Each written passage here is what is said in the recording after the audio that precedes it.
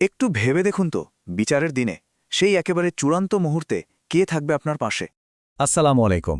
আল্লাহস creation সিরিজে আপনাদের সবাইকে আবারও স্বাগত। আমরা সূরা আল বাকারার আয়াতগুলো নিয়ে আমাদের যে ধারাবাহিক আলোচনা সেটা চালিয়ে যাচ্ছি। আর একটু আগে যে প্রশ্নটা আমাদের মনে এলো তার জবাব কিন্তু স্বয়ং আল্লাহই দিচ্ছেন আজকের আয়াতে, সূরা আল বাকারার এই ৪৮ নম্বর আয়াতে। চলুন এই আয়াতের গভীরে প্রবেশ করি। তো চলুন এই আয়াতের মূল বার্তায় যাওয়া যাক। দেখুন, এটা কিন্তু কোনো সাধারণ কথা নয়। এটা মহান আল্লাহর পক্ষ থেকে একটা ভীষণ ভীষণ গুরুগম্ভীর সতর্কবার্তা। এমন একটা দিনের কথা বলা হচ্ছে যা আমাদের চেনা জানা কোনো দিনের মতো হবেই না। এটা হলো নিখুঁত আর পরম ন্যায় বিচারের দিন। আয়াতের একেবারে শুরুতেই আল্লাহ আমাদের বিচারের দিনের সবচেয়ে বড় নীতিটা জানিয়ে দিচ্ছেন, আর সেটা হলো সেদিন জবাবদিহিতা হবে ১০০ ভাগ ব্যক্তিগত।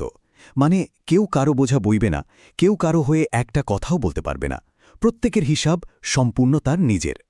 ব্যাপারটা আরেকটু সহজ করে ভাবি কেমন? দেখুন, এই দুনিয়াতে কি হয়, একজন উকিল আরেকজনের হয়ে কেস লড়ে, তাই না? বাবা মা সন্তানের দায়িত্ব নেয়। কিন্তু আখিরাতে এই সব কিছুর কোনো সুযোগই নেই। ওখানে হিসাবটা হবে সরাসরি স্রষ্টা আর তার সৃষ্টির মধ্যে। কোনো মধ্যস্থতাকারী, কোনো প্রতিনিধি কিচ্ছু থাকবে না। এরপর আয়াতে এমন দুটো জিনিসকে সরাসরি বাতিল করে দেওয়া হচ্ছে যেগুলো ব্যবহার করে আমরা এই দুনিয়াতে প্রায় পার পেয়ে যাই। কি সে দুটো জিনিস? এক হলো প্রভাব বা সুপারিশ, আর দুই হলো টাকা পয়সা বা মুক্তিপণ। আল্লাহ একদম পরিষ্কার করে বলে দিচ্ছেন সেই মহাদিনে এই দুটোর কানা করেও দাম থাকবে না। আচ্ছা, শাফাত বা সুপারিশ বলতে আমরা কি বুঝি? সোজা কথায় কারো হয়ে কথা বলা, তাই তো? এই পৃথিবীতে দেখুন, একজন ক্ষমতাশালী মানুষের একটা ফোন কল বা একটা সুপারিশে কিন্তু অনেক বড় বিপদ থেকে বাঁচিয়ে দিতে পারে। কিন্তু বিচারের মাঠে আল্লাহর অনুমতি ছাড়া কারো কোনো পরিচয়, কোনো সুপারিশ কিচ্ছু কাজে আসবে না, একদমই না।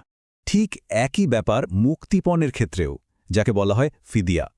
দুনিয়াতে টাকা দিয়ে তো অনেক কিছুই কেনা যায়, তাই না? এমনকি মুক্তিও কেনা যায়।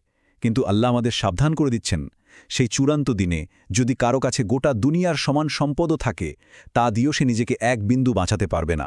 কোনো রকম বিনিময় সেদিন চলবেই না। তাহলে ফলাফলটা কি দাঁড়ালো? একদম পরিষ্কার। যাদের উপর আল্লাহর রহমত থাকবে না তাদের জন্য সুপারিশ বা মুক্তিপণ দুটোর দরজাই বন্ধ। সংখ্যাটা কত? 0। একটা বড় শূন্য। সেদিন দুনিয়ার কোনো ক্ষমতা, কোনো টাকা পয়সা এক বিন্দুও কাজে আসবে না। আয়াতের একদম শেষ অংশটা আমাদের এক চূড়ান্ত বাস্তবতার সামনে দাঁড় করিয়ে দেয়। ভাবুন তো একবার, যখন সুপারিশ কাজে লাগছে না, টাকা পয়সাও অচল, তখন মানুষ স্বাভাবিকভাবেই শেষ চেষ্টা হিসেবে কি খুঁজবে? সাহায্য, তাই না? কিন্তু আয়াতটি শেষ হচ্ছে এই চূড়ান্ত ঘোষণা দিয়ে, এবং তাদের কোনোরূপ সাহায্যও করা হবে না। কোনো দল, কোনো গোষ্ঠী, পরিবার, বন্ধু, কেউই না। কেউই সেদিন এক পা এগিয়ে এসেও সাহায্য করতে পারবে না। প্রত্যেকে সেদিন একা, একদম একা আর অসহায়। সুতরাং বোঝাই যাচ্ছে একমাত্র আশ্রয়দাতা সেদিন থাকবেন শুধুই আল্লাহ। তাহলে চলুন পুরো আয়াতটা থেকে আমরা বিচারের দিনের যে 4টা বাস্তবতাকে পেলাম তা একবারে গুছিয়ে নিই। ১. হিসাবটা হবে সম্পূর্ণ ব্যক্তিগত। ২. আল্লাহর অনুমতি ছাড়া কোনো সুপারিশের সুযোগ নেই। ৩. কোনো রকম মুক্তিপণ বা বিনিময়ে কাজে আসবে না। আর ৪.